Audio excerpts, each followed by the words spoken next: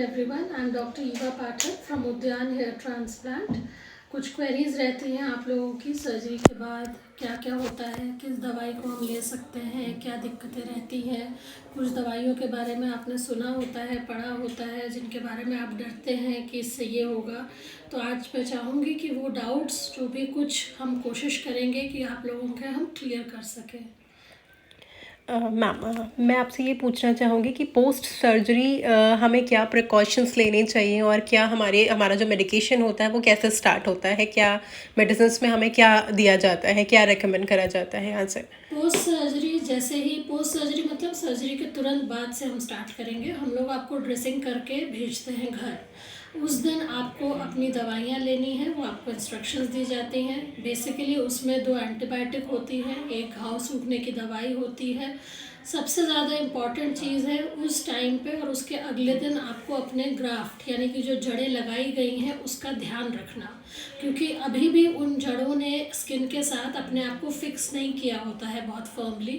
तो हल्का सा भी आपका कोई ऐसा मूवमेंट कि आपने सर पे हाथ लगा दिया या कोई टोपी और रख ली या नींद में रगड़ खा गया या कार में बैठते वक्त अगर सर कहीं टच हो जाएगा तो वो ग्राफ्ट निकलने का और ब्लीड करने का डर रहता है। तो नंबर 1 प्रायोरिटी में आपके यही रहता है कि आप उस एरिया को जहाँ सर्जरी हुई है, जहाँ डोनर बाल लगाए गए हैं, उसको कैसे प्रोटेक्ट करते हैं। तो वो प्लीज़ ध्यान रखें और अपने डॉक्टर से समझें कि उस एरिया को बिल्कुल भी डिस्टर्ब ना करें 1 या 2 दिन। थर्ड डे फिर हम आपको वॉश रिकमेंड कर देते हैं। सेकेंड चीज़ है क्या दवाइयाँ दी जाती हैं। एंटीबायोटिक्स दी जाती हैं, पेन किलर रहते हैं, एक स्टेरॉयड बहुत लो पोटेंसी का रहता है। एंटीबायोटिक से क्या दिक्कत हो सकती है वो बता दूं। बेसिकली 1 या 2 डॉक्टर्स अपने हिसाब से एंटीबायोटिक यूज़ करते हैं। कभी कभार पेशेंट शिकायत करते हैं कि एंटीबायोटिक के लेने के 1 दिन बाद या 2 दिन बाद उनको लूज़ मोशन हो रहे हैं। तो वो बहुत नॉर्मल सी चीज़ है। किसी किसी सॉल्ट से, किसी किसी एंटीबायोटिक से एंटीबायोटिक इंड्यूस्ड लूज मोशन होते हैं। उसके लिए आपको कुछ खास नहीं करना, अपने डॉक्टर को इन्फॉर्म करिए, वो प्रोबायोटिक ऐड कर देंगे और डाइट में 1-2 चीज़ें बताएंगे। लेकिन एंटीबायोटिक का कोर्स करना अनिवार्य है। बहुत ज़्यादा अगर आपको दिक्कत हो रही है तो हो सकता है डॉक्टर आपका सॉल्ट चेंज कर दें। और हम लोग अपने रूटीन में पहले पेशेंट से किसी भी टाइप ऑफ एलर्जी, खाने पीने की एलर्जी या किसी दवाई से पर्टिकुलर एलर्जी के बारे में हमेशा पूछते हैं।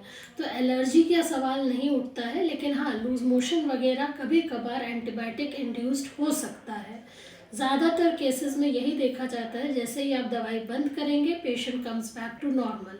ठीक है, तो उस चीज़ को आप एक बार क्लियर कर लीजिए कि एंटीबायोटिक इंड्यूस्ड है या खाने पीने की वजह से है, वो आपको एक बार डॉक्टर आपके बता देंगे। Okay ma'am. मैम, अभी हम मेंटेनेंस की बात करते हैं। पोस्ट सर्जरी क्या मेंटेनेंस की ज़रूरत होती है ट्रांसप्लांटेड हेयर के लिए और एग्जिस्टिंग हेयर के लिए। देखिए, ट्रांसप्लांटेड हेयर अपने आप अपने नेचुरल प्रोसेस से तीसरे चौथे महीने से ग्रो करना शुरू करेंगे। उसके लिए आपको कोई अलग तरीके से देखभाल नहीं करनी है। जो पुराने बाल हैं जो आपके सर पे पहले से हैं, अगर वो डीएचटी जोन में हैं, यानी कि अगर उस पर डीएचटी का असर हो रहा है और वो झड़ सकते हैं, सेफ जोन में नहीं है, तो उसके लिए कभी कभार हम लोग आपको 2-3 तरीके की दवाइयाँ देते हैं, जिसमें से कॉमन होती है मिनॉक्सिडिल, दूसरी होती है फिनेस्टेराइड डीएचटी ब्लॉकर और एक होता है ड्यूटास्टेराइड या बायोटिन। बायोटिन से आपको कोई दिक्कत नहीं होती है। ज़्यादातर लोगों को परेशानी होती है मिनॉक्सिडिल से कि मिनॉक्सिडिल अगर हम लगाएंगे और फिर बंद करेंगे तो बाल और तेज़ी से गिरने लगेंगे। ये बिल्कुल गलत बात है। मिनॉक्सिडिल अगर बाल तेज़ी से गिरा रहा होता तो कोई कंपनी उसे प्रमोट क्यों करती, पहली बात ये सोचिए। दूसरी चीज़ फिनेस्टेराइड, अगर फिनेस्टेराइड कोई ऐसे तरीके की आपको दिक्कत या साइड इफ़ेक्ट दे रहा होता जो कि लाइफ लॉन्ग आपके साथ बनी रहती या आपको अगर उसकी वजह से कोई एक फिज़िकल प्रॉब्लम आ रही होती तो वो दवाई बैन हो जाती। ठीक है, तो इन दोनों चीज़ों को प्लीज़ गूगल से पढ़ के परेशान मत होइए, अपने डॉक्टर से प्लीज़ डिस्कस करिए, चीज़ों को ठीक तरीके से समझिए। आप अगर एक अच्छी जगह से करा रहे हैं तो डॉक्टर से सारी चीज़ें डिस्कस करिए। अपने आप मन में सोच के कोई भी दवाई शुरू या बंद कभी नहीं करना चाहिए। ठीक है, ओके मैम। नेक्स्ट हम बात करते हैं पोस्ट सर्जरी कोई स्पेसिफिक शैम्पू और ऑयल अगर आप रिकमेंड करें तो।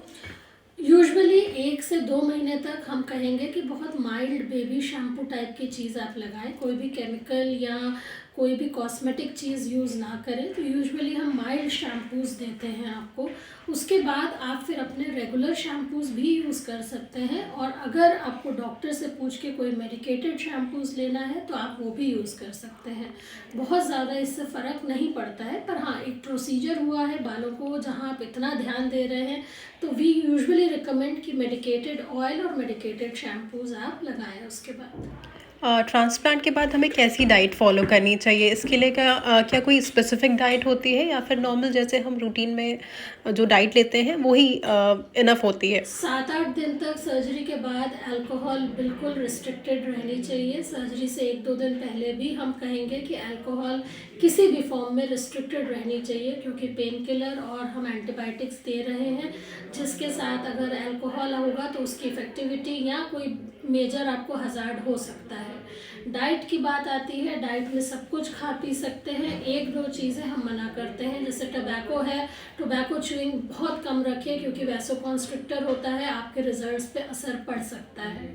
दूसरी चीज़ है जैसे डीएचटी प्रमोट करती हैं, उड़द की दाल है, मीट है, ये सब चीज़ें थोड़ा सा कम करना चाहिए। बाकी आप नॉर्मल हेल्दी डाइट खाइए, जिससे आपको भी फ़ायदा होगा, आपके ओवरऑल बॉडी को भी फ़ायदा होगा, तो बालों को भी फ़ायदा होगा। कोई बहुत स्पेसिफिक नहीं है।